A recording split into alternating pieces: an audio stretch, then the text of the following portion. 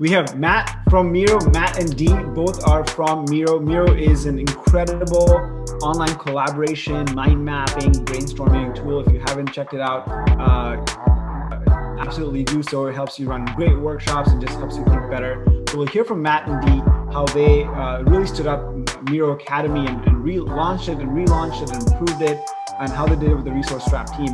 And then we'll also hear from Sylvie, who's from Contentful, which is a CMS, a headless CMS company, and about how she just had a launch recently. So we'll hear a little bit about how Sylvie was able to do that with her team as well. As I mentioned, a big announcement is we've officially crossed 1,700 members in the community. We're super excited, on track to hit 2,000 very soon. So if you've been inviting people and telling them about the good work we do at customereducation.org, thank you. I really appreciate it. Cannot wait to get to 2,000 members really quickly. And here is the announcement. We talk a lot about being misfits at customereducation.org. We don't fit into customer success, not in product, not in support, but we help all those teams do better, and we ultimately help our customers. And so I was like, wow, I asked all these people to put on their customer education hats. Wait a second, we should have a customer education hat. So we're going to come out with the new hashtag misfit hats for all the people that are in customer education, want to be in customer education, feel like they don't fit into any of the other verticals of corporate, and really want to build a community around that. So this is going to be launching soon. All you have to do to win a customer education misfit hat is just tag us, tag customereducation.org in one of your LinkedIn posts. Maybe it's about customer education, or maybe it's about this webinar or this seminar, and this roundtable. And then we will select a couple of people and just ship those out to you. So you can, next time when you come to our roundtable, you can be rocking our misfit hats. So that was a little bit of what I just wanted to give you a quick, there is a typo in that hashtag. I made this about 4 minutes ago, and I was like extremely panicking because I also forgot to send out the Zoom link. But when I actually make it, it will look great. All right, so I wanted to introduce our first speaker, or sort of first set of speakers here, Matt and Dee from Miro. They're going to tell us a little bit about how they built their academy. And then right after, we'll take a quick break and do a little bit of networking, and then jump into our second session. So without further ado, Matt and Dee, over to you. Thanks, Sumeru. Happy to be here. My name is Matt. I'm on the customer education team here at Miro, and I have with me Dee, who is also on the customer education team, our fearless leader. Oh, look at this, front and center. And we have a short presentation to kind of walk you through some key little tidbits. Looking forward to doing that. So I'll just go ahead and share my screen, and we will get right into it. Cool. So customer education at Miro. So we're going to talk about two things. One, we just launched a new course called Getting Started with Miro. It was a revamp of one of the first courses that we did a couple of years ago, and we are really quite proud of it. You can check it out at academy.miro.com. And we're going to be focusing on the utility of one of the new things that we did, which was incorporating talking head. And we're going to be talking about how we did that without spending a ton of money. And then Dee's going to give the classic question, which is, how is your program structured? What blah, blah, blah, and how's your org chart? Like, everyone always asks that. So Dee's going to cover that as well. So let's just go ahead and go right into it. So what is talking head? When we say it, what we're talking about specifically, it's when you show a human instead of a software interface. And it's like this. So this is what it looked like for us. It does not have to look like this for you, but this is what it looked like for us. The key learning from launching Getting Started with Miro is that talking head isn't a luxury. It's essential, it's affordable, and it's jam-packed with utility. So what do we mean? So for us, the role of talking head has a few key points. One, it's that it's an appropriate visual for an intro. Interfaces don't explain concepts. I'll explain what all these mean. It adds humanity. It's a key avenue or like an easy way to add delight to your courses, and it's useful for joining screencasts. So those are all of the ways that that it has utility, and it's not just like a frilly thing that you should think about adding when you have time. So what do we mean by it's an appropriate visual for an intro? How many here start their videos like this? In this video, we'll cover X, Y, and Z. That's a very straight to the point kind of intro. Or you might take a step back and do something like, have you ever tried to do this but ran into that problem? Or something like that, where you're talking a little more vague about what you're going to be talking about. In both of those cases, I'm sure lots of us have run into the situation where you don't know what to show. Talking head is a much better way to introduce these kinds of sentences than showing the static interface where your mouse cursor isn't doing anything because you don't have a visualization. Interfaces don't explain concepts. So especially when we're talking about administrative features, or we're talking about, if I know a lot of your software aren't as visual as Miro, right? And so you're talking about fields and how they interact with other things and stuff like that. I'm sure a lot of us has run into the problems where we spend 10 seconds explaining what a field does without having anything to show. And the alternative for this kind of thing is having a diagram that shows it, but that's also time consuming. And it's tough to create like a visualization. You might think, oh man, this would be so much better with animation. Well, maybe you can just use talking head, where you're saying the same exact thing, but you just get to enjoy the face of a person instead. So here's an example of the Miro dashboard, right? The Miro dashboard has something called teams, it has projects, and it has boards. This is a hierarchy of how your thing is structured. Well, you can use talking head. It adds humanity. So look at Madison. Isn't this nice? Like, wow, so nice. I can learn Miro now because look, this person's so nice and she can use Miro, then maybe I can. It's also really easy to use Miro or talking head to add delight. So you don't have to do this kind of thing if it doesn't match your tone, but you can do so much kind of things with talking head. If any of that doesn't work for any reason, like your mouse gets stolen, we can always move around the board with the arrow keys and zoom in and out with the plus and the minus keys.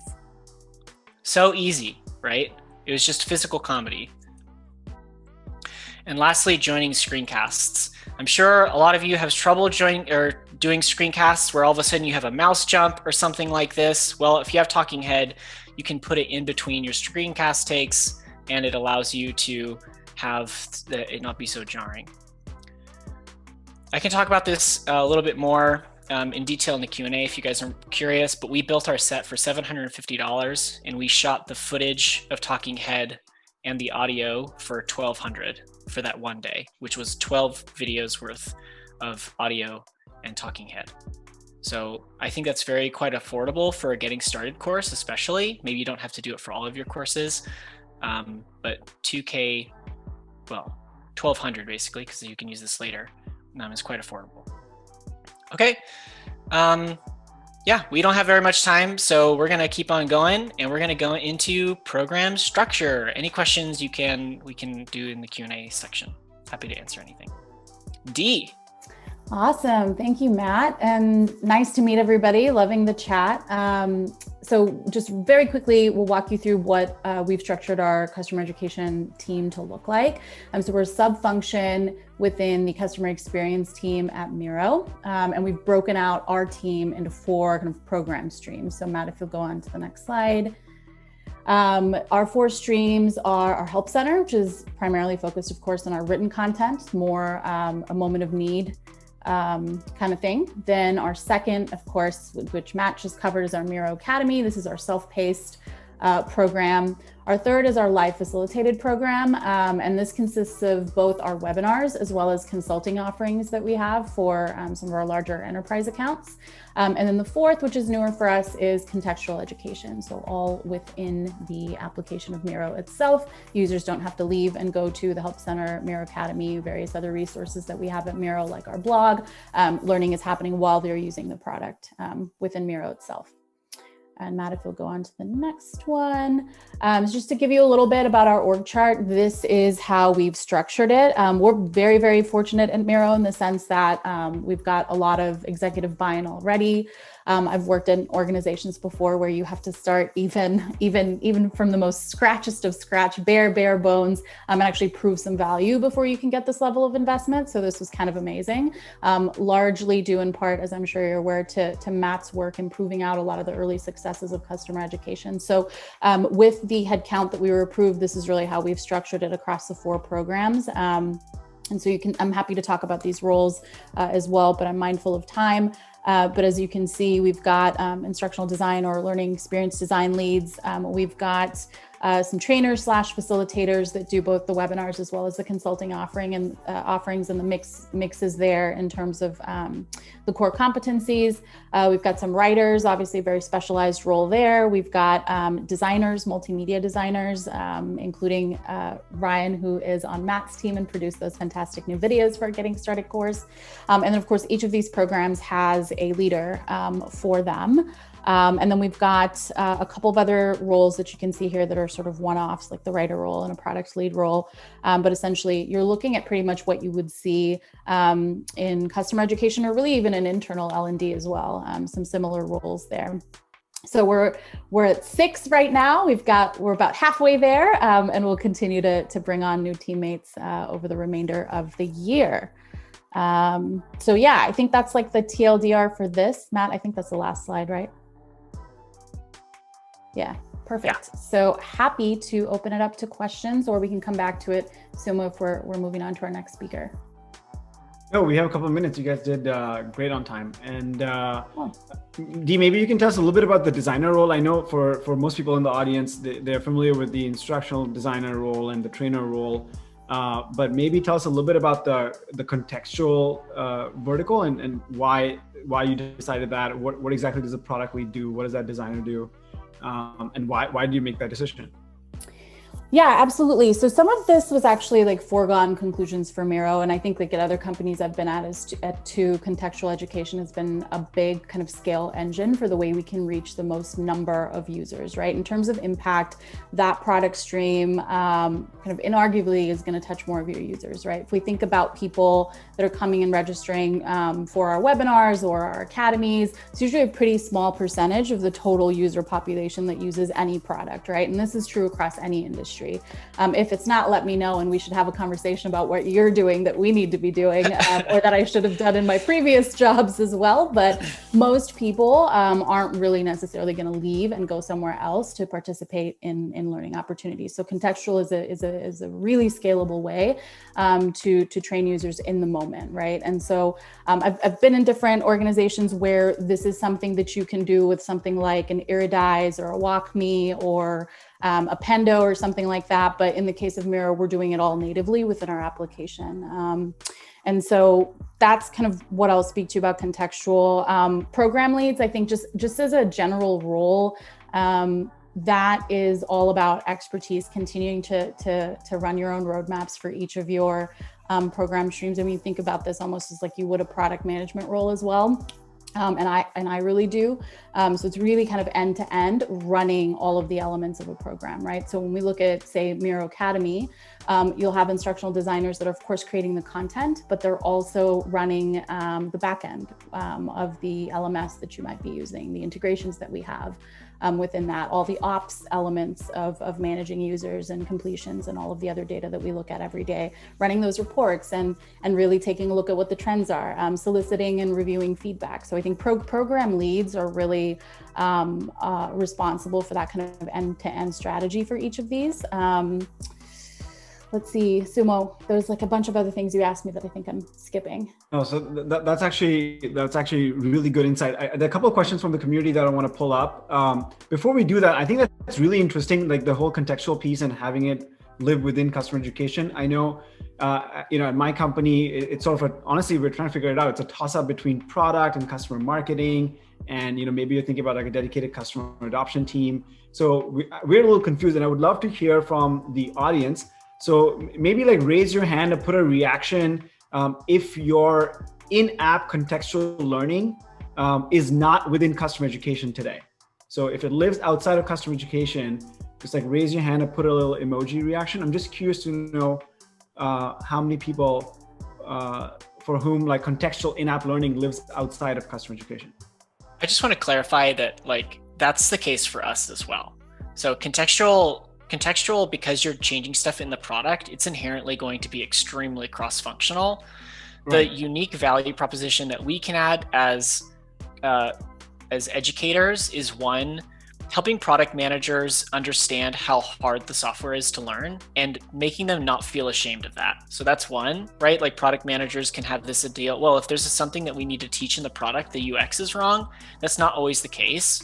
So incorporating learning into the user flows and making them okay with that.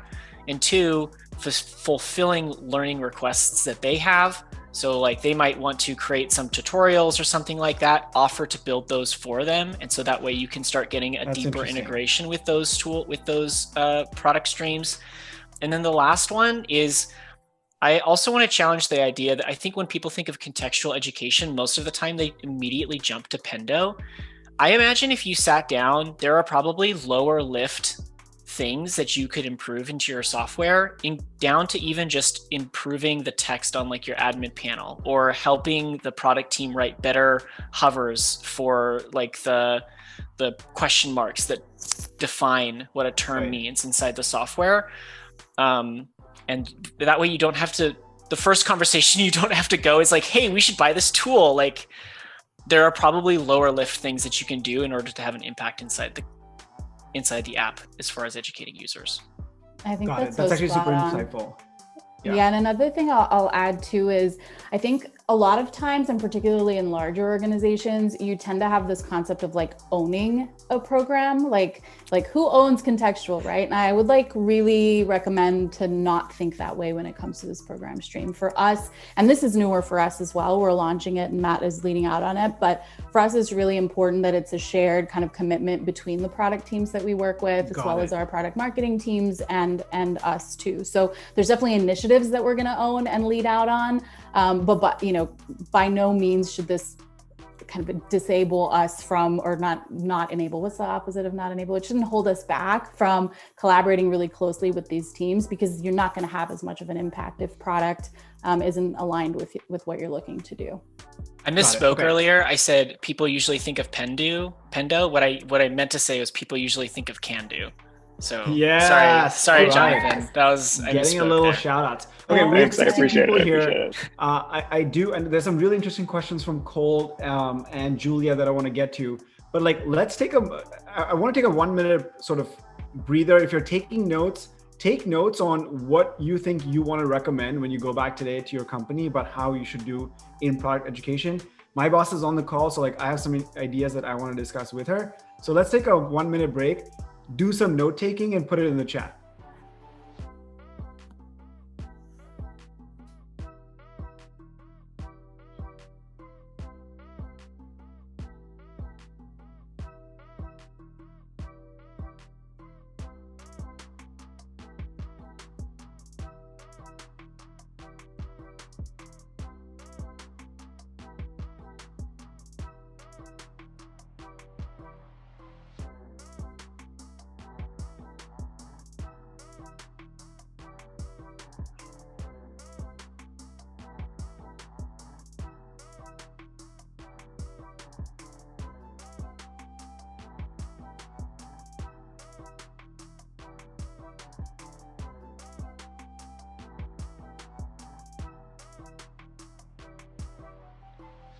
And the one person I'm going to ask for comment is Jonathan. Jonathan, you're probably best suited here. Like you probably see this most cross-functionally. Give us resolve this burning question for us. That who owns contextual in the organization, is that the question? Yes, who should own? It's a cross-functional initiative. Sorry, there's no. Damn, that's a cop out, like politically safe answer. I know. The people who actually tend to be the allies of the customer education team are probably, I would say, if you have a product growth team or an experimentation growth team, they tend to be your closest allies in this fight to get users to onboard and adopt your products. So I think a really good strategy is when you find out that something new is getting shipped, find that that PM who's responsible for its success, and then making sure that you help them understand basically how more people use their product. But ultimately, yeah, it's cross-functional. Sorry, everyone. All right, that's politically safe. Beep. I'm gonna hold on. I'm gonna make like a. That's what you get for the safe answer. Doug, I would love to hear your comments. Yeah, so like we at TechSmith we call it in-product onboarding, but the idea is like for our team, customer education owns in-product onboarding. But when I say own it, it's really like it's more like we are the ones responsible for making sure that it keeps moving forward, that we keep progressing, we keep ideating, we keep doing new things, even though we're not always the ones that do it. But what we found at TechSmith is that if nobody like owns it, as in like if nobody's responsible for it happening, then you end up with like a disparate strategy where the product team starts putting in their own onboarding, the customer education team tries theirs, marketing steps in, and you end up with like a disjointed experience for the users. So essentially when we focus on onboarding, like we bring in UX, we bring in the product teams, we talk with marketing, we really talk with pretty much anybody that that kind of touches the customer journey, and we start there. And then we look at like, what are the real goals we're trying to accomplish? And then we try to like shepherd that group of people forward as we each kind of try to address our own initiatives. But like we try to essentially coordinate the strategy. So like, we're not always the ones that do it all, but if there's not like a real owner, we find that it just kind of like becomes a mess and kind of falls apart. And so having like what we call ownership there really helps like present a more like cohesive, like contextual strategy for like helping your users learn the product and find success. Yeah, I totally agree with that. You have to have a driver. Otherwise, it's not going to go anywhere, no matter how else we want to define it.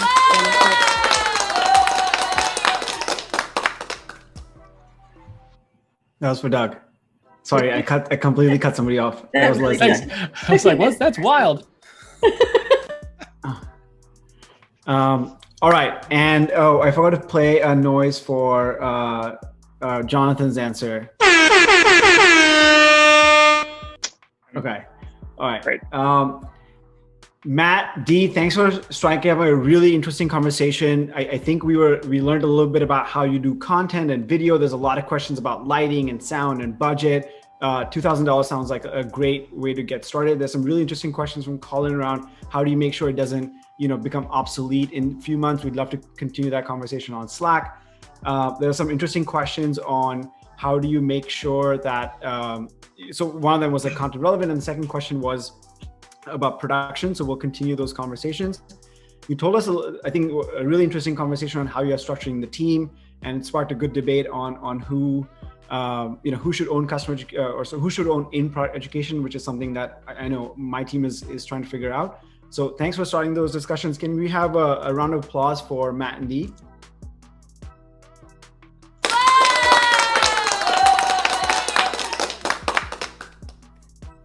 All right, so let's move on to our second section here, which is we're going to hear from Sylvie and the Contentful team about how they just had a huge learning center launch recently, and we want to hear about how it went, how that happened, what it took. So Sylvie, over to you. All right, thank you for the introduction. It says I cannot share my screen. Let me try that one more time. You should be good now. I still cannot. You cannot start sharing while other participant is sharing. Oh, got it. Okay. That's sound effect, Sumero. Pew, pew, pew. I know what's going on. Give me 1 second. You can tell us about what you're going to tell us, and then we'll...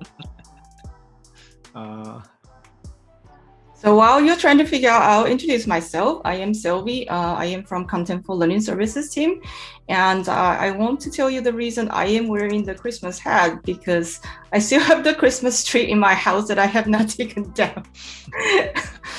And we are moving into May. And the other reason is because my son constantly requests Christmas gift, no matter which month we are in. He's like, I want a Christmas gift today. I'm like, we are 5 months away. I want a Christmas gift today. We are 12 months away. So here I am with my Christmas set. Sylvia, good to share screen now. All right, let's see. Yes, I can share my screen now. All right. So you can all see my screen? Yeah. So I just had my introduction, so I will skip. All right, so as Mira mentioned earlier, that we just launched our Learning Center not too long ago. And I want to give you some fact about the Learning Center before I dive deeper into the Learning Center. And there's also an URL if for those who are interested in taking a look at our Learning Center. So we start our implementation this January. And then late March, we had soft launch with the internal employees as well as some selected partners. In April 12, which was less than 3 weeks ago, we had the public launch. And mid-May, we are going to sunset our old LMS. So I want to mention that this is not a new learning center for us. We did have an old learning center that we've used for over a year, but as Contentful grows quickly, we started to realize that the old learning center is not able to scale with us. So we have to find a new platform that can scale with us. And the reason for the 1 month buffer is because we want to make sure we have a smooth transition. So we want to give us 1 month buffer to make sure we pull the right data to make sure that users really have smooth transition between the two platforms. All right, so the number one lesson I learned is to use data to inform your decision making. And I didn't say to drive the decision making, because I don't think data should drive the decision making. There's always so many different factors to affect the decision, but data can help you inform your decision making. And I am going to give you some examples. It's also my pleasure to talk about this along with Matt and Dee from Miro, because you will see that my examples are using Miro here. So, Woo! Yay. Yes. So what we did as a pre-work before we even decided a vendor that we want to move forward with is that we started with our customer research interviews. We reached out to users of our old learning center and we did qualitative interviews with them to talk about what works, what doesn't work, what they like, what they don't like, and what they wish to see, what they think we can improve. And from the interviews, we analyze the result, we put them together into different categories, and we try to find themes. And then we also have some learner persona brainstorming within our team just to talk about the main audience who are coming to the learning center and what do they want from the learning center, what do they wish to see from the learning center, and what's missing. So we spent a lot of time doing our pre-work just to make sure that when people come to the learning center, they can have what they want. So from all those in this brainstorming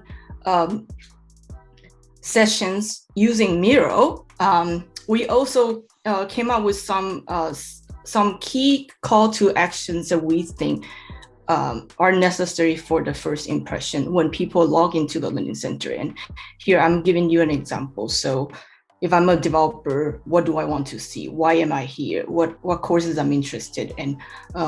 What's my learning style preferences? And these are all, a lot of them are coming from the interviews that we learned from our users. And it's very helpful. So basically our team lives in Miro. And I think my teammate Nico is also on the call. She's an expert in Miro. And internally we even joked that she created some templates, and we even joked that she should file some patent for her templates. So that's how we use data to inform our decision making as we design the experience for the learning center. And here are some screenshots you showed you. One is the authenticated view and one is the public view. And you can see that there's slight difference between the two views. So we think about what's most important for public users before they even decide to create an account with the Learning Center. And once they log in, what are some different call to actions we want them to take. So there's slight difference. But as I mentioned earlier, we just launched less than 3 weeks ago. So we are now looking at the data to see the number of clicks with those CTAs, to see how we can easily swap the CTAs. So for example, Beyond the Basic isn't a very helpful CTA for people who are new to Contentful, because when you are new to Contentful, you want to know how to get started, you want to know what is Contentful. So Beyond the Basic, which covers our advanced courses, just isn't very relevant to the public users. So we are thinking of swapping that CTA with something else as we speak right now. And for Authentic View, we are also thinking of some other CTAs right now, just to see how we can deliver a more personalized experience for those users who log into the Learning Center. So this is not set in stone. I am presenting you these 2 screenshots today, but 2 weeks from now, you go to our Learning Center, it may be different, because we are constantly looking at the data just to see what we can change and how we can improve the experience.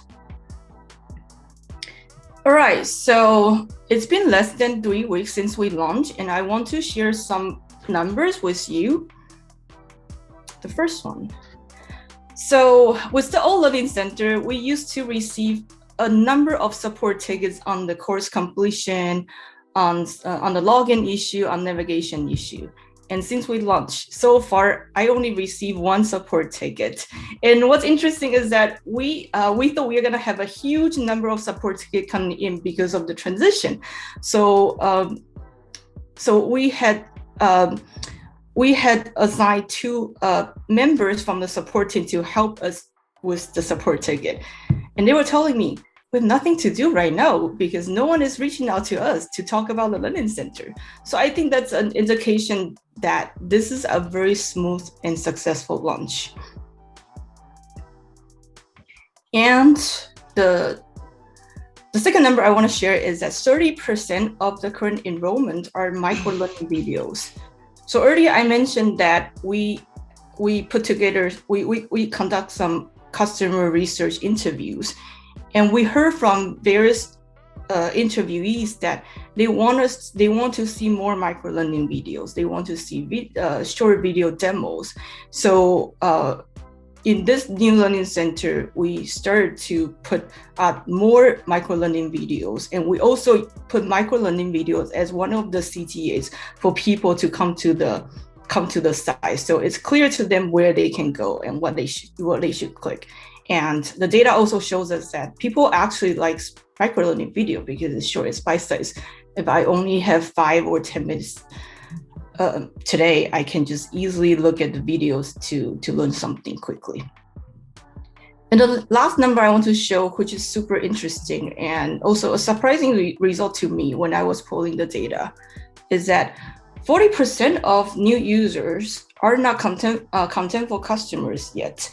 And I thought that we'll have some prospects who are evaluating Contentful for sure.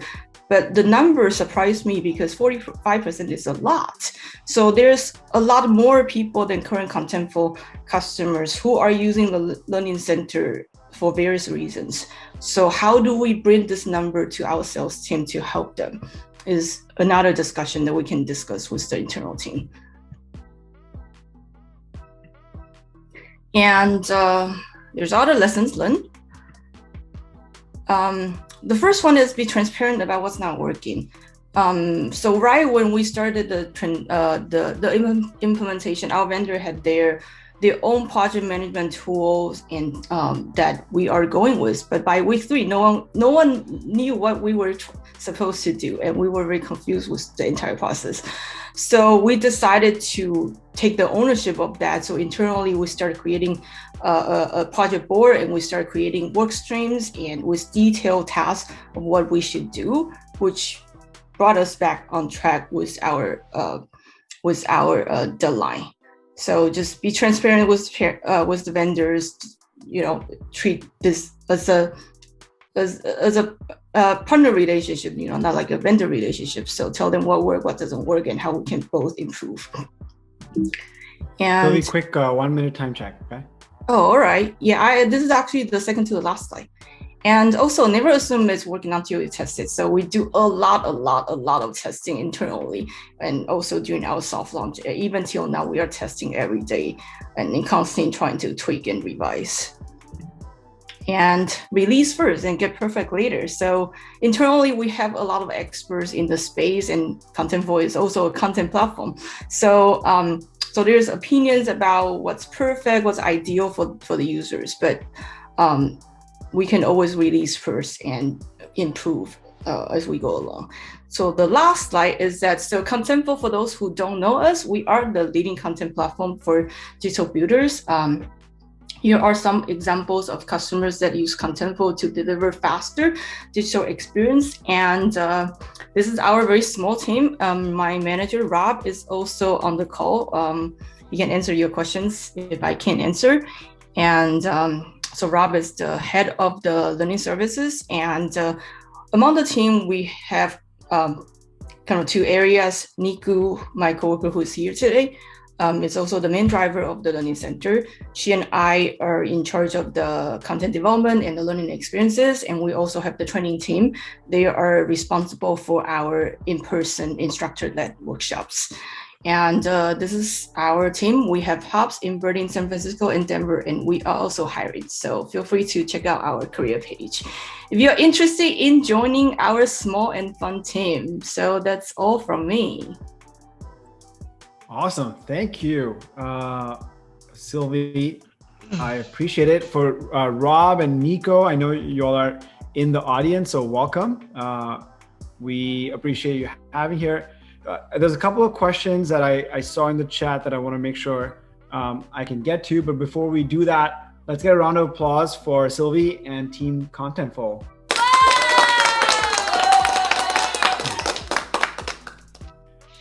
Okay, so before we jump into any more questions, there were a couple of things that I wanted to point. There were some questions around like what LMS does Contentful use. I think, yeah, maybe Sylvie, do you want to take that really quickly? If you go to the Learning Center, you should be able to see which vendor we use. Exactly, yeah.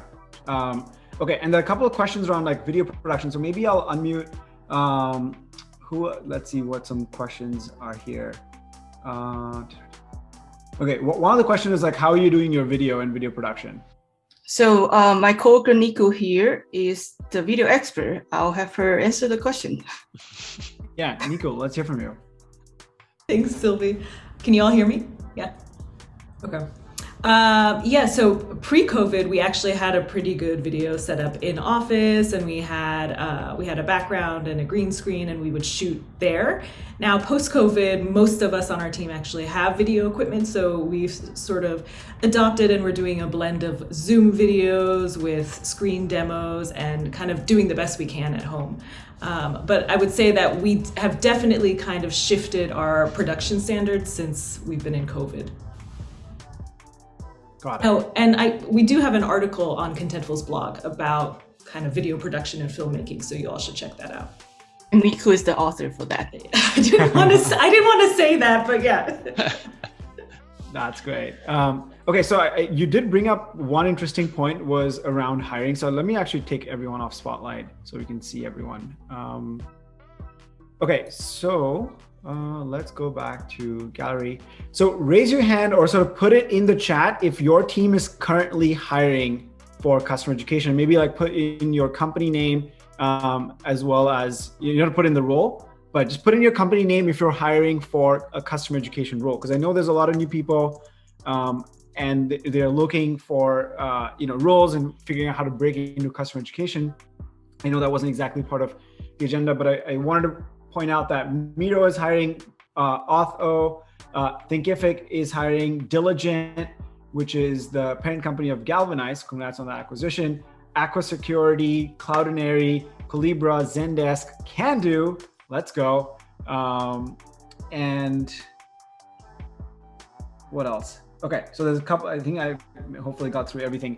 And obviously we have a job postings board in the Slack channel. If you haven't checked that out, please do so. There's a lot of new people in the community who are asking how to break into customer education. And if I think about take a second to reflect how you ended up in customer education, you probably didn't go to college for it. It wasn't what you went to like your 5th grade and said, I want to grow up and be a customer educationist, but you randomly either got dropped here or got pulled in or forced your way. And either of those 3 things is sort of the non-traditional path. So there's a lot of L&D people who want to break into customer education. There's a lot of teachers and high school, instructors who want to break into customer education. There's a lot of CSMs who want to break into customer education. So what I'd really appreciate is, if you're somebody who's already in the field, it can be really daunting. It can feel really scary. It can feel overwhelming from outside. I have people message me saying, should I take a course? Should I get a certification? I'm like, no, you don't need any of that. So if you find somebody, reach out to them, be a mentor, because there's a lot of people that we need good talent, and they come from everywhere. And those people want to break into those roles. So if you haven't done that, please do so. Another point is I completely botched this and I forgot to set up the breakout rooms before. So we're gonna do our networking the old school way, and not that old school. But what I'm gonna do is ask you to basically note down the name of one person you see here, because everyone that is in here is part of the customer education Slack channel, as well as the LinkedIn group. So for example, I haven't met Daniel Sellers, so I hope I pronounced that right. So that's the person I'm going to connect with. So let's take a minute, just find somebody else in Zoom that you will reach out to.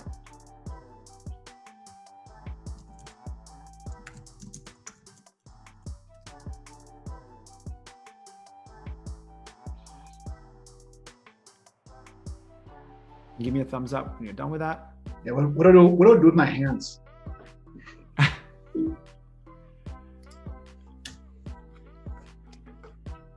All right, so now that you have somebody that you connect with, you can reach out to them via Slack, you can reach out to them via LinkedIn. Daniel, watch out for a LinkedIn DM from me. We have about 10 minutes. I want to make sure we end like 5 minutes early. Everyone gets a break before their next meeting. Is there anybody who has a comment or a question or something you want to share from your own Academy experience? I know we heard from Leslie, we heard from Jonathan, we heard from a couple of people. I know there's some people that we always love hearing from, like Bill and Daniel. So, Sam, if any of you have any questions or comments or something like a takeaway that you have, would love to hear from one of you. One thing I'm taking away from this, I lead a team that leads technical implementation, but I have a background in education. And one thing I got was to remember to be humble in the approach to product, in that first thing they're gonna say is, or think is, why do they think my product's so hard to learn? And so I'm gonna change up my approach from here on out.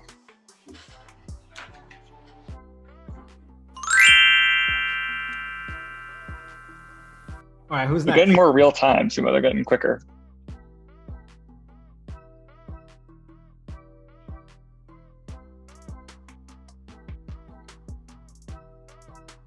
Outstanding questions, comments, things you learned.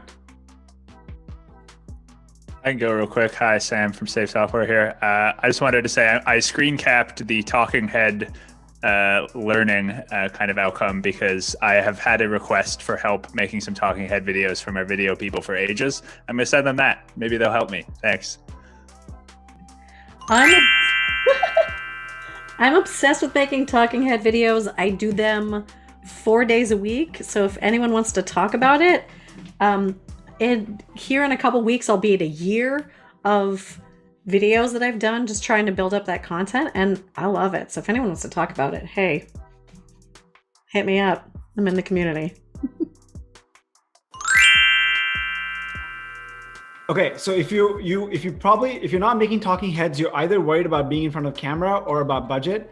There's a great resource from TechSmith, Matt Pierce, who's the evangelist and the godfather of talking head videos, has a really great resource on how to get started with videos for cheap and do it yourself, and get the confidence to do so. So if you haven't checked it out, really recommend Matt Pierce from TechSmith and his resources on getting started with video.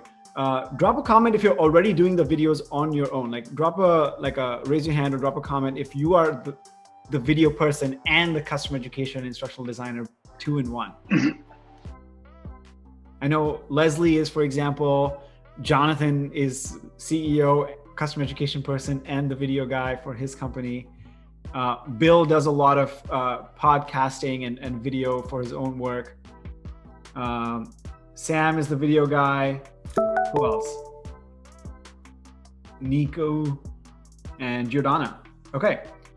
So what I'm taking away is a couple of things. The first one is to make sure that I sit down and have a discussion with my boss and product and really figure out, should this onboarding and education be a joint venture, which there's some advantages of, but there's some disadvantages of, and we heard that sort of debate between Jonathan and Doug. So maybe next time we'll do like a debate, like head-to-head boxing match between joint ownership and single ownership, Doug and John, like Doug v. Jonathan. So that's one question for us. The second question was around video and video production. Like, how do we make it cheaper? How do we make it faster? How do we make it more evergreen? So those are two discussions that I'd love to take on to the Slack channel with you. If there are any other questions, obviously feel free to continue the conversation in Slack. Don't forget to win your Misfit customer education hats. I already designed them, so now somebody's got to wear them. So just tag us in a LinkedIn post, invite people. We really want to get to 2,000 members and celebrate that milestone together. And outside of that, thank you for your time. Thank you for wearing your customer education hats, and we'll see you next month. Bye, y'all. Have a great week. Thank you. Thanks, everyone. Thanks, Miro. Bye, everyone. Happy Friday. Thank you. Happy Friday.